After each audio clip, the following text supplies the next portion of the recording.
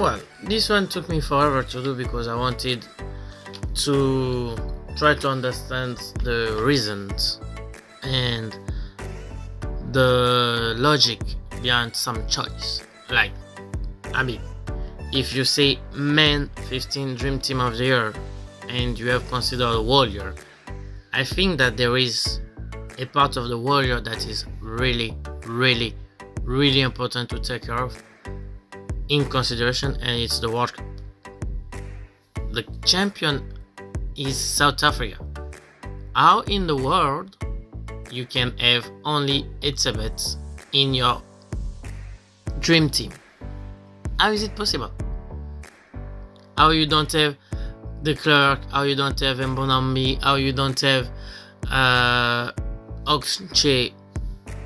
But let's just put that away. As you can see, majority of them are All Blacks, Irish and French.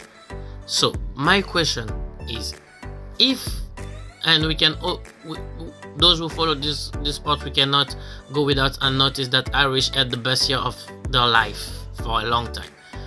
But then my question is, if you have Bundiaki, if you have Ringrose, if you have Sheehan and all others making it as stellar in the performance, why you leave out the maestro of the team? Like, why your number 10 is Richie Mo'unga and not Dan Carter? I can't understand this. Like, I'm not against Richie Mo'unga. Like, for me, it's an amazing player. I'm pretty much sure that he's going to do great things with the All Blacks.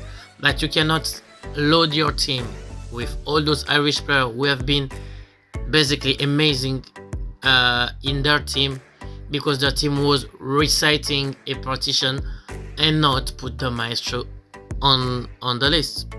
Doesn't make sense, because the maestro in the field was Dan Carter and he's not even here. Other stuff. Why do we have so many French in this one? Like, France was out in quarterfinal. I get it that they did an amazing Six Nation, but in the World Cup they didn't show up. I mean, they show up once against the All Blacks, and then after that, that's it. This is one of those elections where you end up like same as the Ballon d'Or, wondering what people has done, based on which criteria they vote, because it doesn't make any kind of reason to have this as a dream team of the... Congratulations to Mark Telea though. I mean, the other day during the World Cup final, on Twitter I saw a tweet that was in French, but was saying basically, has anyone ever seen Mark Telea goes down after an impact? I pretty much think that no one has seen that, because he, as the title is saying, he's breaking through everything. So it was amazing to enjoy that, and for many more years to see him, because he's a great... Also, to me, I think Ardie Savea is a nice choice. Like, I mean, I was between Etzebeth and Ardie Savea, and then you just have to give it to the man. Like, he did an amazing World Cup. Like, even against France, when in that first game they were not on top of it, he was there. He put an incredible performance against Ireland. In the final, with one less player, he still show up to help New Zealand being as close as possible. No, he deserves this. Like, this hour is amazing. Like, I got also like I'm also thinking of his brother Julian, who also could have deserved it at his time. It's amazing. And coach of the year, contrary to most people that have read about rugby who were like, wait, not Erasmus.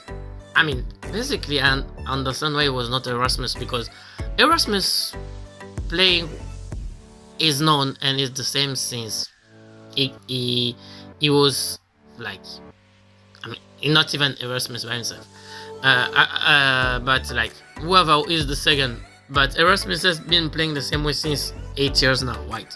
8 years, and it's not changed a lot.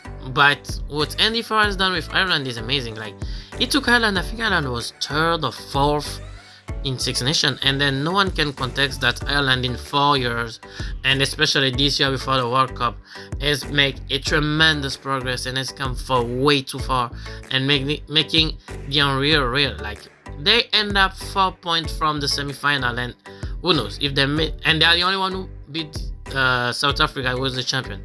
Who knows? Maybe they could have, if they, I mean, now it's all fiction, but if they won against New Zealand, it would have been tough to not see them in the final. Like, that's what I think. So for me, it's a good choice to have undifferent. But let me know what you think about. See you next. Ciao.